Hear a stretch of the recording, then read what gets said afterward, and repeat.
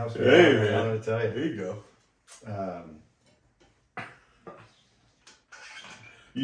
You doing this Barefoot River folk style? I did finish watching Ozark. And I know, you're used to doing these in sweats. So, I feel slightly offended that you're judging me.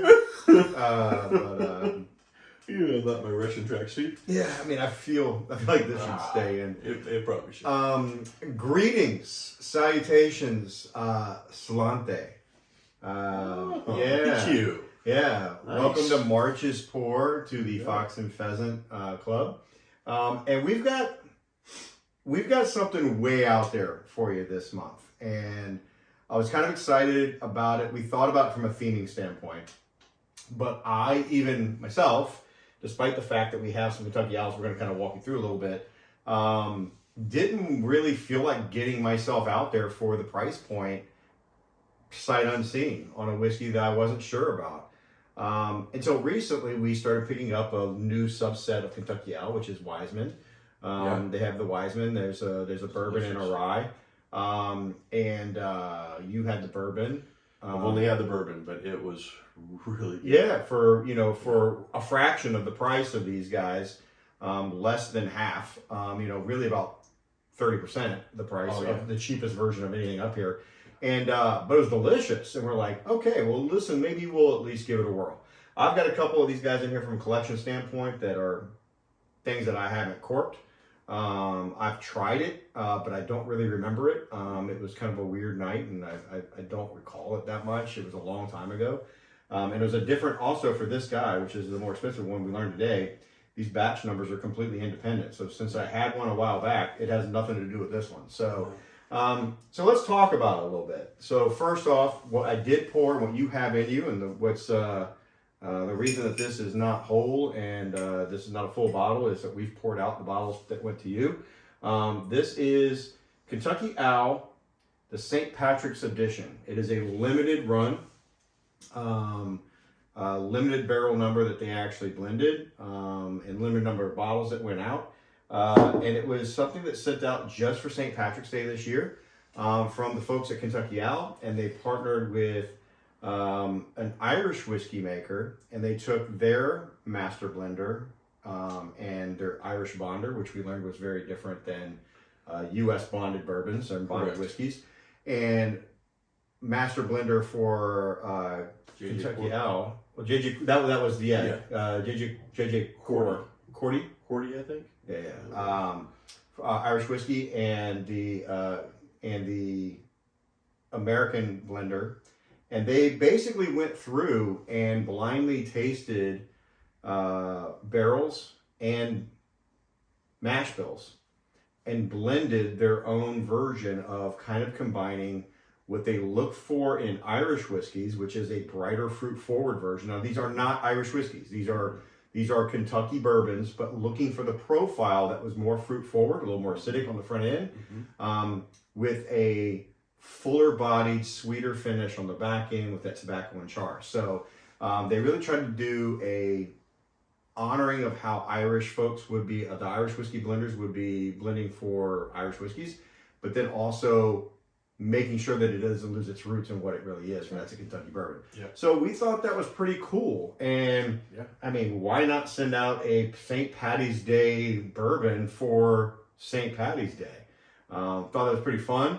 And then once we tasted the Wiseman, we were like, this is pretty good juice. Yeah. I like the profile. Let's see what they put in their premium bottles. So you see we got 3 different bottles here. Kentucky Owl is a very old brand. Well, I say very old. I keep keeping in mind now Elijah Craig. Like, not everything's really that old. No. But it was a heritage brand, again, out of Kentucky that lasted for 60, 70 years, right up into Prohibition, 1913-ish era. And once that happened, they had 250,000 gallons confiscated back to the government.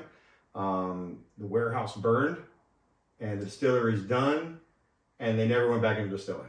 No. And that's pretty much the end of Kentucky Owl. Yeah. Fast forward 98 years later, and the great-great-grandson of Mr. Deadman, something Mortimer Deadman. I forget the first name, but Mortimer's memorable. It sounds right. Yeah, right. Yeah. Mortimer was his middle name. Deadman, his great-great-grandson relaunched with a couple partners and investors the brand, and came up with Kentucky Owl again, launched it. Very, very limited release on the first run, very small batch, and huge reviews. Yeah. Love the bourbon, love the story, and the rest is kind of legend. Now, these guys are blenders. They are not distillers. They are not distilling their whiskey. They're buying barrels and blending with variations of age, variations of char, variations of being rye versus wheat. So there's a balanced flavor because they are truly blending in profundus. Well, it's why you're getting so many different batches. And so each batch is unique to whatever barrels they're blending. And what's crazy, it's crazy. Makes a lot more sense. Yeah, and it's crazy because you think about things like in years past. So Michter's were blenders. Yeah. They weren't even in Kentucky.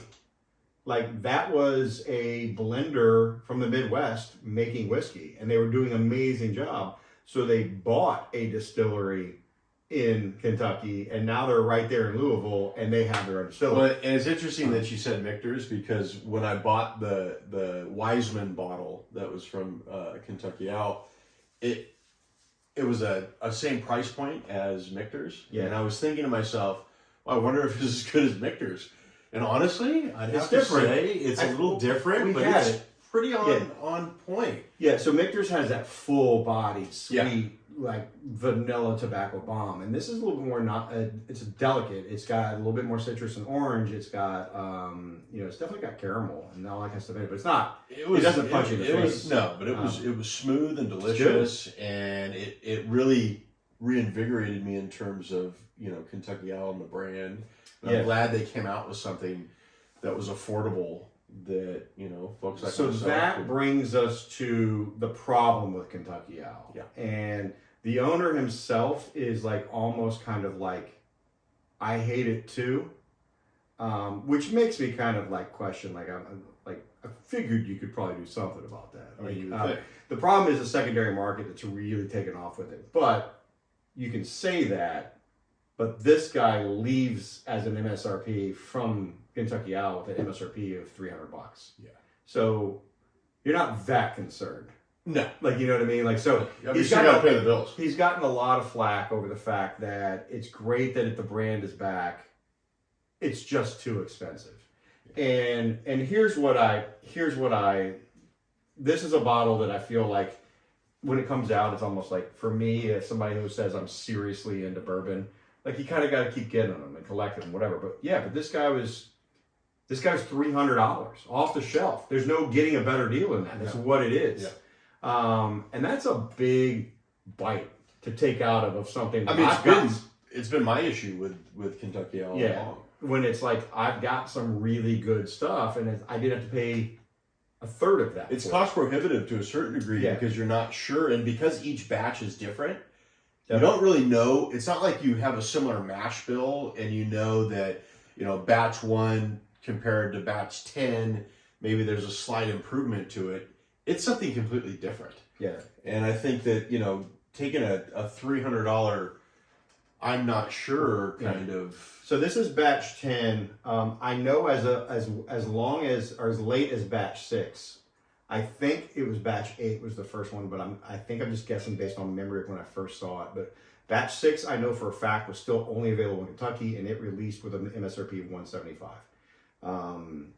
Batch 7, which is actually kind of cool that the first 6 batches were only available in Kentucky. Yeah, it's just from it's a collection still a fairly standpoint. young. Yeah, it's still a fairly young thing. Now, I will tell you, the owner hates the fact that it's that expensive, and they own an inn in Kentucky, and they're talking about like even batch 2, which now warrants excessive prices.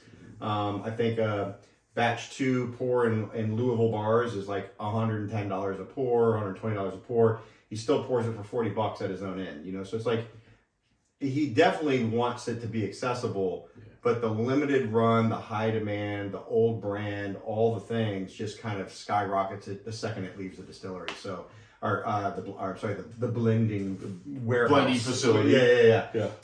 So this is, you'll see in cases, if you're in a Total Wine or whatever, it's always going to be locked away. It's in the case. It's going to be 3 to 325, batch 9, batch 10, etc. There's also some aged rye that they have. This guy is confiscated, and this is another blend of theirs. It's a beautiful bottle. It's cut a little bit more than this guy. This is 120 proof. This is just under 100 proof. It's 96.4. I haven't opened this one, but almost just because I wasn't inspired to. Not because I am adverse to opening a $100 bottle. But now, I think I will, because for $100 and it's there, I could go get another one. If I really like it, I can go get another one. Yeah, it's available. The problem I always had with it is they're asking $100 for the brand because they don't tell you what's in it. There's no mash bill description. There's no blending description. There's no age specifics. I don't know of any kind what juice is technically in this. No. And you only know the price. For $100, it bothers me. Yeah. Like I'm not okay with it. And again, I got a pretty good deal on this bottle, so I picked it up. But because I hadn't really had any more, I've just not been inspired. It's been on one of the top shelves, just sitting up there. I think we might, after this, if we like it and the Wiseman combined, maybe we'll open this guy. Yeah. So that brings us to our actual bottle. I told you the folks that were involved in it. Their kind of statement about this is that it is a combination of barrels that are 4 to 11 years old, and they're definitely a mix of wheats, ryes, ages, and chars. Yeah. Again, Kentucky Owl, pretty close to the vest on everything. That's about it. That's about all we got. We know what their goal was, and their goal was, again, fruit forward, bright, acidic kind of beginning, and a full-bodied finish native to an aged Kentucky bourbon. So we have not tasted it. We have not. I put the tasting notes together, and I haven't written them yet. I just pulled some stuff to know what I was going to go off of. But they're in bottles, but I haven't written I've written the history, not the tasting notes. So and neither of us have tried this yet, Nope. But we've read some interesting flavor notes, including like cinnamon roll and some very interesting descriptors of what they say it tastes like. So now keep in mind again, I'm excited to try it.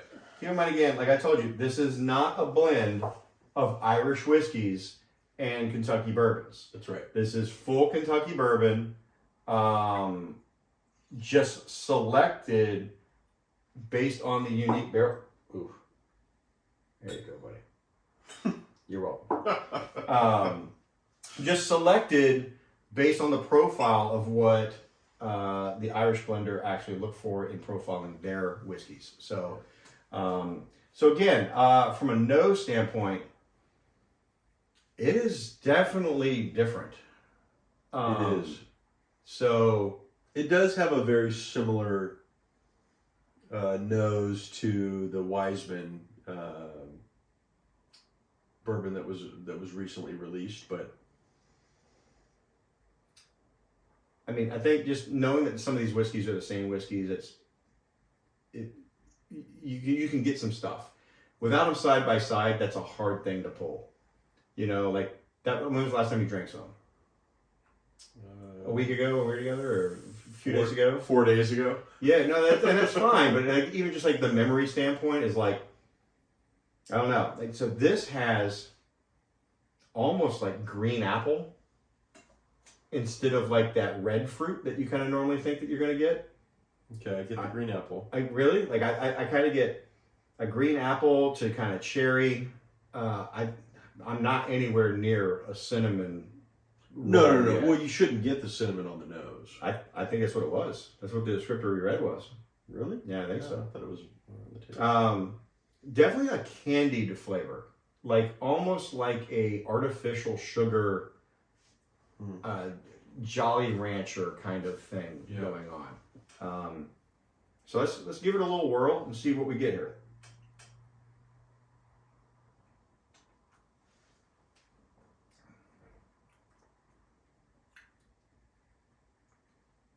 Sweeter.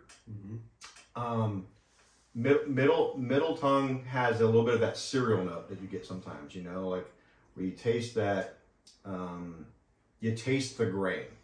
I'm getting this is where you get some of that cinnamon. I'm getting a little bit of that cinnamon, yeah. Yeah, like, because there's a sweetness to it, and it's almost more of a hot cinnamon roll. It's like a baked apple. Yeah. I definitely keep getting more of like a stone fruit thing over berries. I'm not getting berries at all. I'm getting apple. Yeah. So apple cinnamon. It's getting apple cinnamon. It's clean, and I think the thing for me when I think about a lot of Irish whiskeys, and keep in mind, like, we haven't really gotten into Irish whiskeys versus Scotches versus like American whiskeys. Yeah. Like, there's a whole world out there of different styles of whiskeys. Irish whiskeys are typically a cleaner finish. They're not finished with that heavy. They reuse used bourbon barrels quite often to get their color and flavor. So that's spent. They're kind of spent barrels. So it's a much milder impact from the wood. So this kind of has less of that traditional heavy char, burnt sugar, tobacco kind of finish. So there's a little bit of heat. Yeah, there's a little bit of heat to it. There's a little bit of heat to it. I don't know what the percentage is. Oh, well, it's 100. So. Mm-hmm. But I think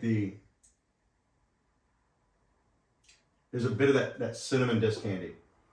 The finish that now that I've had it, like, it's not shocking me anymore. Yeah. There's a cinnamon disc. The red wrapper little candy is kind of how it finishes for me. Look, definitely interesting. I get a little butterscotch. Yeah. Again, there's no right or wrong answers to this. I think everything we're saying, though, is a candied kind of thing. It's exactly it's butterscotch, it's cinnamon. Yeah. I said Jolly Rancher. Like, you start thinking about, like, when you're using descriptors and you start to find a common tie. If it's a lot of baking spice things, if I'm getting cinnamon and clove and apple pie-ish or whatever, like, you can start to get those flavors because there's a profile to it. Yeah. There's definitely, I saw somebody use a descriptor on this of candy floss, which is literally cotton candy. And it takes me back. I'm not getting that. One of my most interesting, but you're getting the candied flavor. I'm getting the candied flavor. So it's there. Like, it's sugary. Yeah. It's a sugary, I want to say artificial, but sort of artificial flavor. Not a bad way for this, because it's obviously not an artificial flavor to it, but that's what you're getting. But I was going to take Irish moonshine is called potchine. Yeah. All right. So that is like when we have White Dog. Yeah. And we have, well, not quite mellow corn, but like that raw white whiskey, corn whiskey before it's ever touched wood of any kind.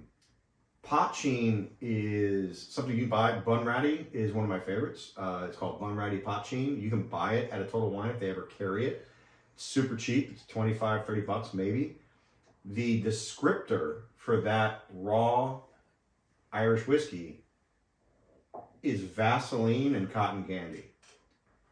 And it's probably the most accurate description of any whiskey I've ever had. And it's not even an insult. Like, you taste it. You taste it. Okay. But it's crazy good. I mean, sometimes it works. And for me, like, again, this is not an Irish whiskey. But you got somebody who's trying to make it one by just what they're tasting. And I'm getting those candied, I mean, they say candy floss, but got cotton candy, Jolly Rancher, cinnamon disc, butterscotch candy kind of profile. It's a very unique bourbon. It is. I mean, it's our whiskey. Well, is it it's it's bourbon whiskey. It's straight bourbon whiskey, it 4 to 11 years old. It is it's unique. Yeah. So I've never had anything like this. Yeah. So really cool for you to now have this in your little pocket. Save it for St. Patty's Day. And maybe you're not going to have some Irish whiskey, but now you're going to have some whiskey on you that is inspired by the way they blend Irish whiskeys, but made with American whiskey. It's a cool collab to do. Yeah. And I think they did it well. And cool story, Yeah. the barrels made to make this whiskey Oh, yeah. will now go over to the Irish Company whiskey, and they will now use it to age their next, their barrels of their whiskey over there. Which is super cool too, because we're also, recycling those barrels, which, as we all know, eventually those barrels pile up places. And Well, most bourbon barrels do not. Wine barrels do. yeah. Like you got to find people who want to age beer, or now they're starting to reuse, like even whiskey. Bourbon barrels are definitely in hot demand around Always. microbrews. Yeah. More microbreweries, but I mean they've been going to Scotland and Ireland for a long, long time. They've been using bourbon barrels to finish in for a long, long time. It's cool how everything just kind of revolves around each other. Yeah. Beer, bourbon, wine, whiskey. Everybody's using the same materials. Yeah, Which is we just picked up an IW Harper. Yeah. That was finished in Cabernet. In casks. Cabernet. Yeah. That's So right. it's like again, just what does something that aged in wood that soaked it in there? What does that wood do to the spirit that you put back in there? On the And those of you paying attention, we did the IW Harper 15-year a little while back, and early early on, on, and we'll go ahead and try that new version. yeah. And let you know. So listen, guys. St. Patrick's Day is near and dear to me. I love St. Patrick's Day, and I love making a big meal for it. And I'm definitely going to be pouring some of this on my St. Patrick's Day. It's grown on me. Yeah, and I'll enjoy it because I like to theme things for sure. So Yeah. the fact that we could grab an American whiskey that is themed for St. Patty's Day, but also something that I thought was worthy for us all to try. This is MSRP for this bottle, straight from Leaving Kentucky Owls, $135. Although I think it was a little cheaper, wasn't it? I found it a little cheap. Yeah. I got it for like $120, but it's like that's the MSRP. Yeah. But that's what you're kind of looking at if you were to like this. And it's a wanna try- limited release. So, this is something that won't be available for long. And it's kind of a neat bottle to have in your collection. If you're a collector, Yeah. it's something that will raise in price just because you won't be able to get it absolutely. again. It's a one-time only deal. So if you're a collector, go get one. If you like it, go get one. If not, I hope you just enjoyed trying it and you have something cool to talk about on St. Patty's Day. So again, guys, whatever you do this St. Patrick's Day, the only thing that we ask you is to be careful. Be safe. Yeah, look, I'm a big fan of now my big holidays. St. Patrick's Day, New Year's Eve, 4th of July. Those are the 3 amateur hours of amateur nights. I never go out on them anymore because that's when the people who don't know how to drink go out. That's right. I'll be right here and probably with this guy. Yeah. And we'll be having another pour of this for St. Patty's Day. So cheers to you all again. Thank you so much for all of your support. We hope you enjoy the pour. You got any parting words or words of wisdom?